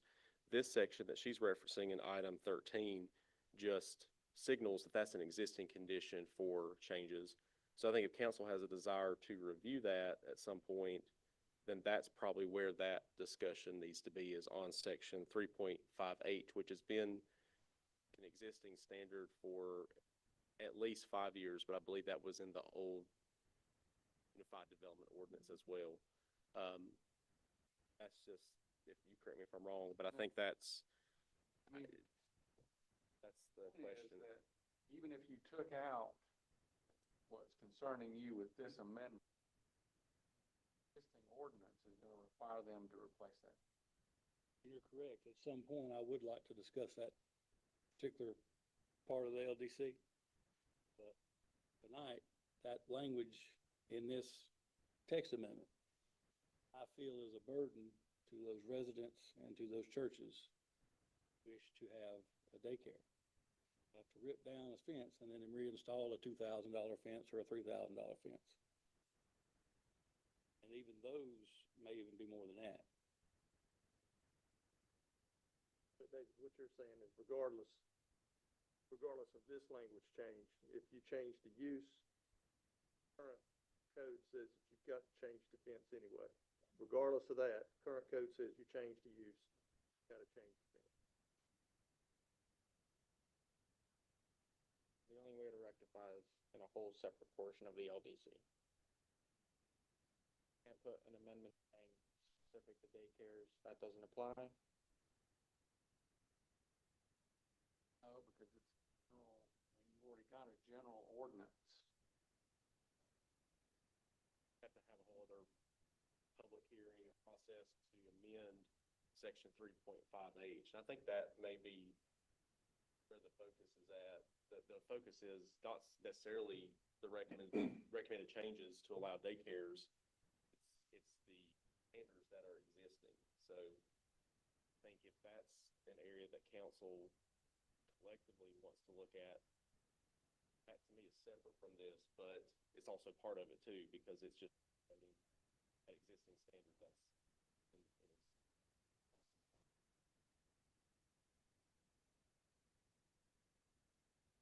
Okay, so what do you recommend we do? Well, you could take a vote, I mean, you could, I don't know if there was, has been a motion.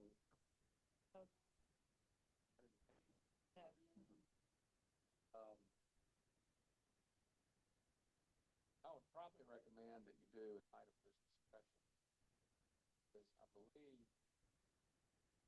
in this section is action by a 2/3 vote. So,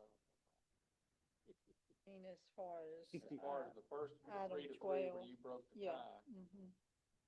take a vote, undo that to use language.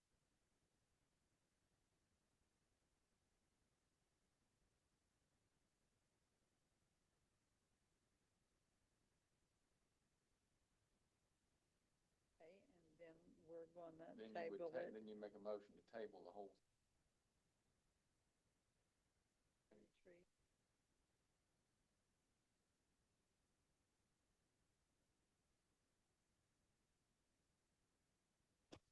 idea has, this is the council adopted rules and procedure. Motion 16 to rescind or repeal. The council may vote to rescind actions it has previously taken or to repeal items that it has previously adopted. The motion is not in order if recession or repeal of an action is forbidden by law. So I think it's just saying that as long as general statute allows it, council follows that. Doesn't say 2/3. It doesn't specify. I didn't know.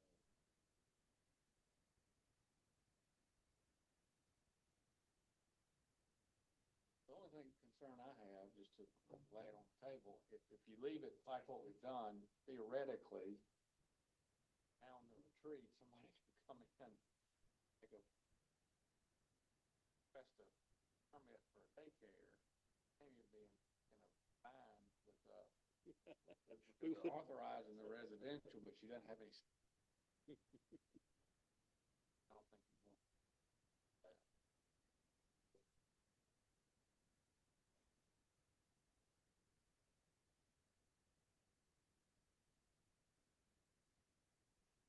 This is just another thought.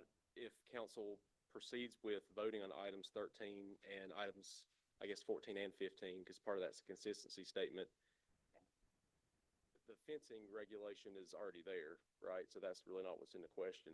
I think the bigger question is, does council want to see daycares in these locations? And I think everyone's in agreement that that's the case. So I think to vote for allowing the daycares and the changes, it's not to necessarily agree with the fencing, because you can't change that tonight or even have a discussion really, because there's no hearing, there's no proposed text, or I guess you have a discussion, but there's no proposed action. So I would think that if council wanted to proceed with the other items, they could, with the focus of you're thinking through the use for daycares and where you want them and the regulations you want. And at a future time, council wants to revisit the fencing aspect, that can be done. Right. Right, because that's the focus, is what's not really presented necessarily, other than what's referenced. Put it back up. We gotta move forward.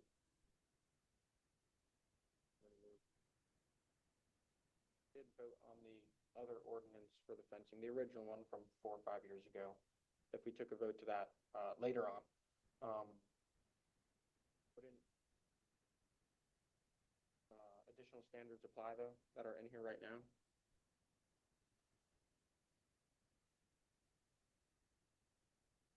We could approve it, amend these out, and then revisit. About the future. Right. Yeah. Have to, Is to do away with the existing requirements for chain link. Adopted this tonight, then have to actually change the existing thing also.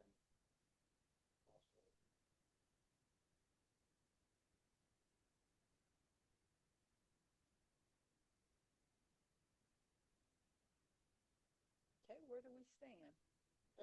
Interim, say we approve all of it tonight, and then someone comes to you to start a daycare and have an existing galvanized fence, and they gotta rip it down and replace it. Right.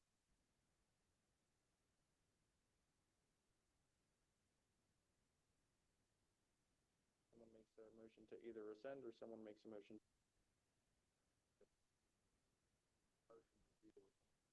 13.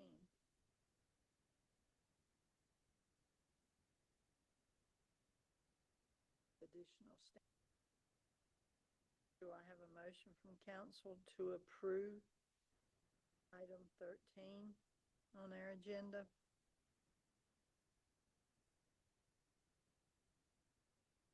Okay, hearing none.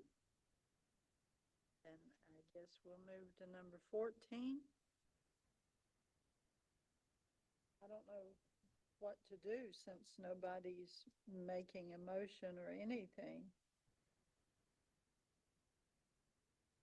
Well, the way this is written, 14 and 15.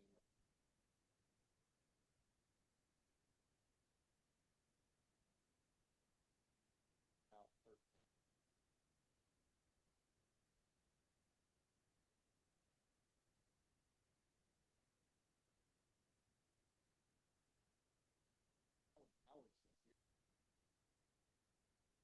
I would sincerely.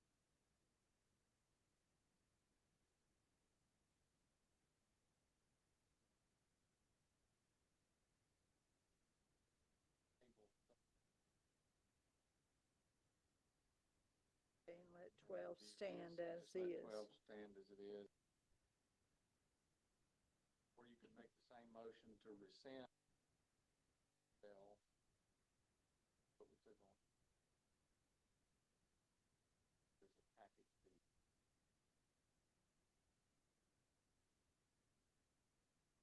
So I would suggest somebody make a motion to action take item 12. table, action on items 12, 13.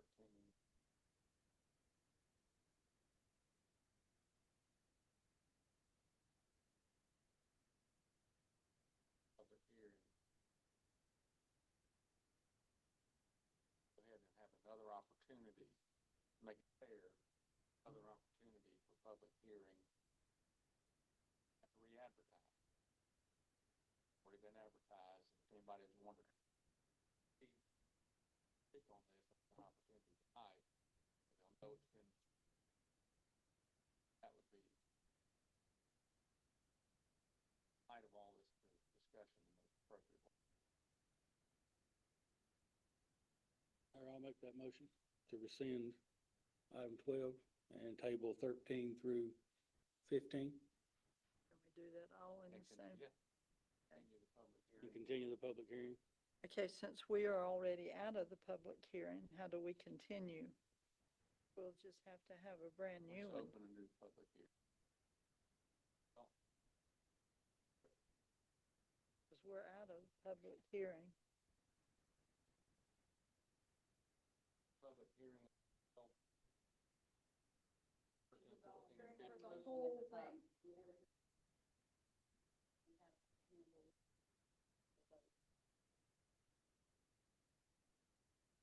Had a public hearing on all three, all the items, all three items. we advertise all three in one public.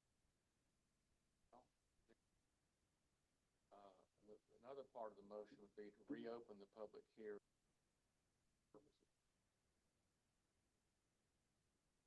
Okay, and reopen it tonight. And then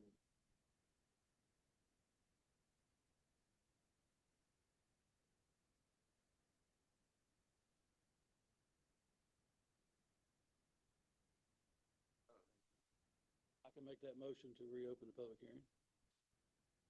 Okay, we have a motion to reopen the public hearing. Any further discussion? the motion though is all of that. Rescind. Yeah. Table 13, 14, 15. Open the public. Exactly what he said. Get that idea. Thank you, Counselor. Okay, any further discussion? All in favor, please raise your right hands. Unanimous. Thank you. So now you're back in public hearing and need a motion to Are we going to do it at the March meeting, or are we going to do it? whenever you want to do it. I'm sorry. The retreat. reckon, well, it's the public hearing. Okay.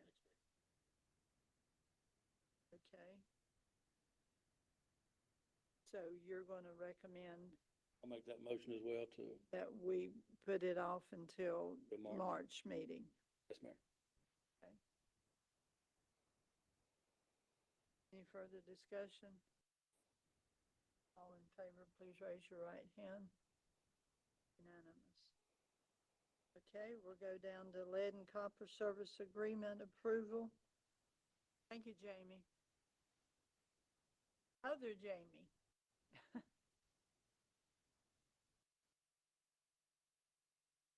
Mayor and Council, I really don't have anything to add to this. This is one of the lead and copper projects we discussed at the work session. I'm glad to answer anybody's question. It's a $4.2 million project with 100% principal forgiveness. It's all state funded.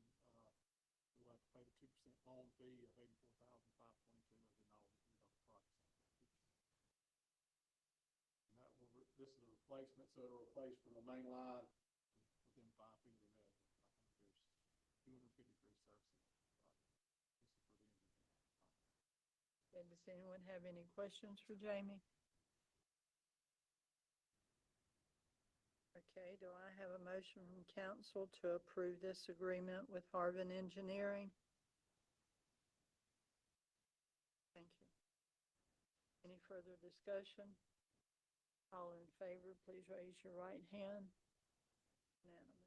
Thank you. Thank you, Jamie.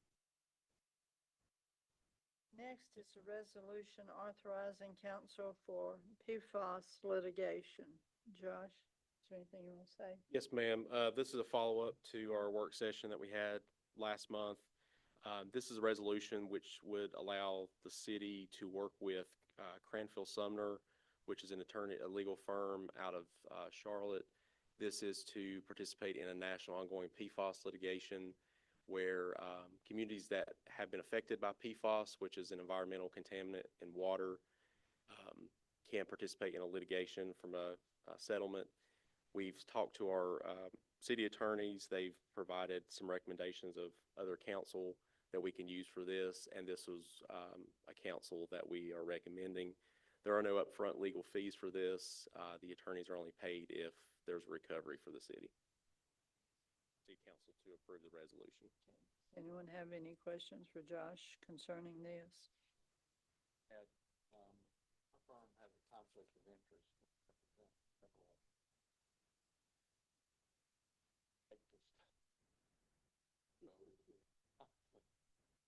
That's to be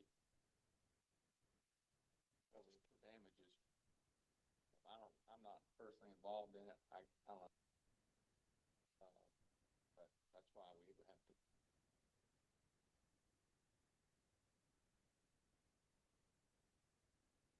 Okay.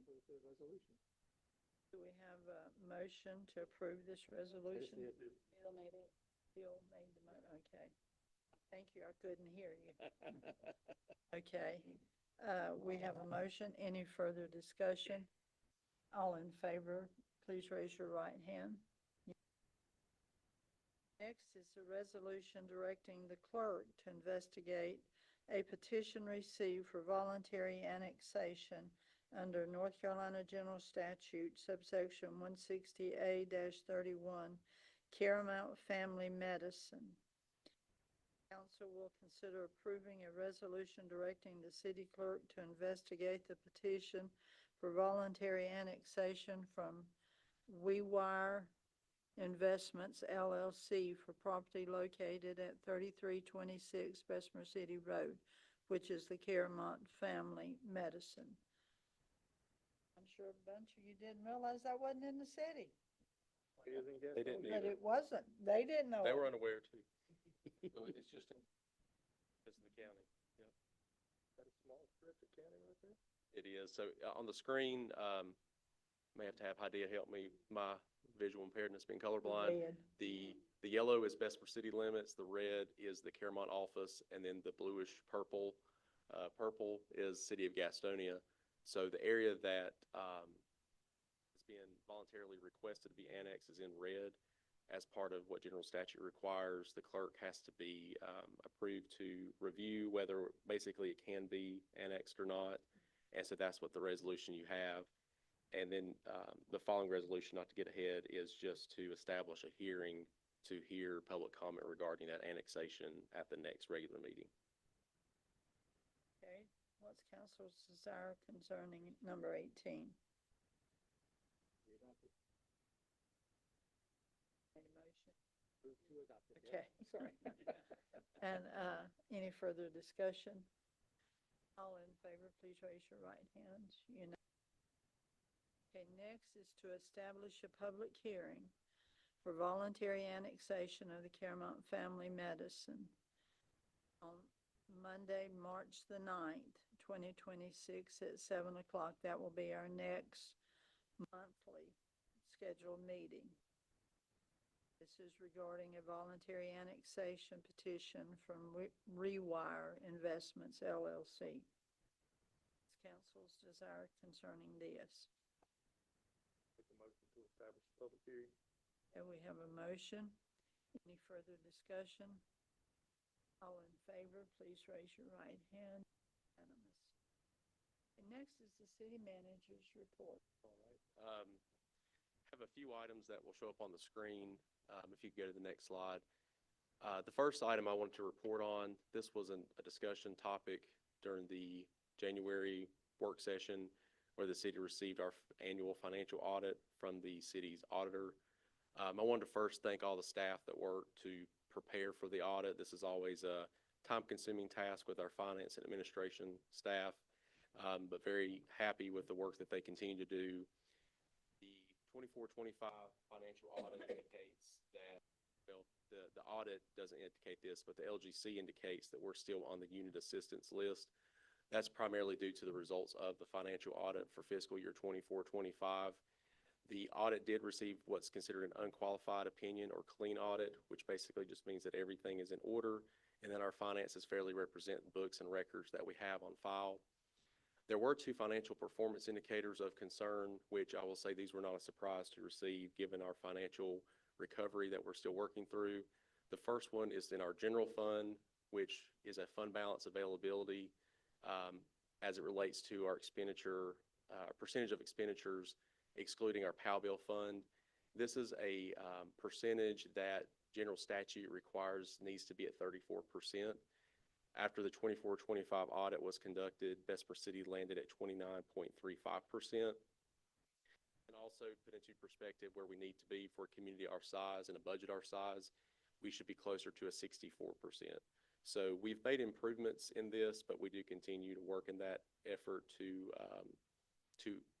improve our financial health in the general fund. The financial performance indicator number 2 is in the water and sewer fund, and it's somewhat similar. It's the percentage of unrestricted cash that equals or is part of the percentage of expenses. We have 7.53% of unrestricted cash, and general statute requires 16% for enterprise funds. So just wanted to put a snapshot up there. This was presented at the work session, but just wanted to put that out there to indicate where we were financially. Also wanted to indicate that in the coming week or so for the public, we will be including the budget document that was approved tonight by council, which is just a general schedule that indicates that the next 3 work sessions will start a little early. We'll focus on budget. The budget primarily is developed into 5 different phases. One is the budget development phase, which is where we're at right now. Department heads are currently working on budgets, and those are due to me by March 1st. At the March work session, towards the end of the month, that will be when the governing board reviews portions of that and the process to prioritize where they want to see various things in the budget. Council's process in this is to prioritize goals, strategies, and focus areas in the upcoming budget. Between departmental requests, council input, and direction, then a formal budget is submitted, and that's considered the budget, the manager recommended budget. That's phase 3. Then we move into a public hearing and discussion phase, and then the final phase is adoption, which has to be done by the end of the fiscal year. On the screen, it's kind of hard to see from here, but this is the preliminary list of Bessemer City events that our Parks and Recreation Department has worked to put together. They will be advertising this more in the coming weeks as we get a little bit closer to spring. I think we've had enough cold weather. We're ready for some warmer weather. And as you can see, our first official event will be an Easter egg hunt at the end of March. And then our first concert and cruise-in, which, as council can recall, we talked about this at the work session. The concerts and cruise-ins have been moved to Friday night. So we will continue to have concerts with cruise-ins. Those will transition from Saturdays to Fridays. And then in September, we're looking to have a large car show that will take place during the day that will replicate more of a traditional car show atmosphere. The next slide. Wanted to remind council and members of the public of a brownfields assessment grant that we've received. This is a project that is starting, actually has already started, but we are starting with a public meeting next week at the Ferris Center at 5:30. That's on Tuesday, February 17th. This is a brownfields assessment project that was 100% grant funded through the EPA. This goes towards conducting phase 1 and phase 2 environmental assessments on property within Bessemer City, primarily property that is slated for redevelopment. So this is a really good project, and we're excited to work with our contractor and the public on this. Just a few more general notes I was going to mention. Just wanted to thank all of our staff, their response to the winter weather that we had. We went, I think, 4 years with very limited winter weather. Then we had 2 storms, 2 weekends in a row, but very happy with how they responded. Also wanted to mention that our staff are currently working to develop a volunteer banquet, probably sometime in April of this year. That will be an opportunity for us to honor all of our volunteers that make our services and programs successful. And also wanted to remind, it's already been announced, but just remind the public here that Chief Ellis, Public Safety Director Ellis, has announced his retirement, which is effective towards the end of March. And then we're happy to announce that current Deputy Chief Chris Bond, who's in the back, waving at everyone, will be appointed as the new police chief effective April 1st. So very appreciative of the work that they both have done. This has been part of the city's long-term strategic succession planning, and we're excited for both of their new chapters, I'll say. But just wanted to mention that to the public since that release took place after the last work session. And that is all I have, Mayor. Okay. Bill, do you have anything?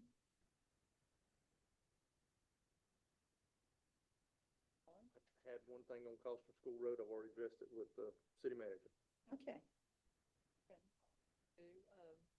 100 West Boston area, the trash has not been picked up in this third week.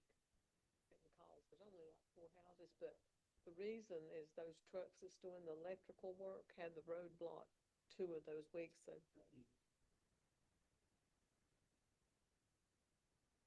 Alan actually already addressed the one concern I had. I got the same message from that.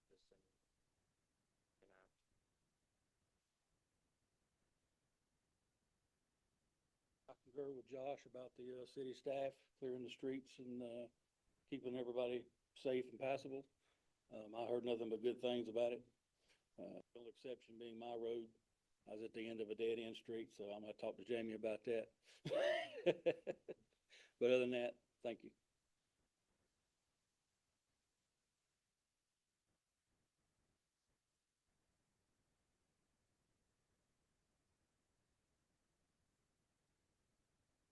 There being no further business to come before council tonight, I'll entertain a motion to adjourn. Okay, I think I heard from both sides the motion. Did you get one of them? Okay. And any further discussion? All in favor, please raise your right hand. Unanimous. This meeting is adjourned.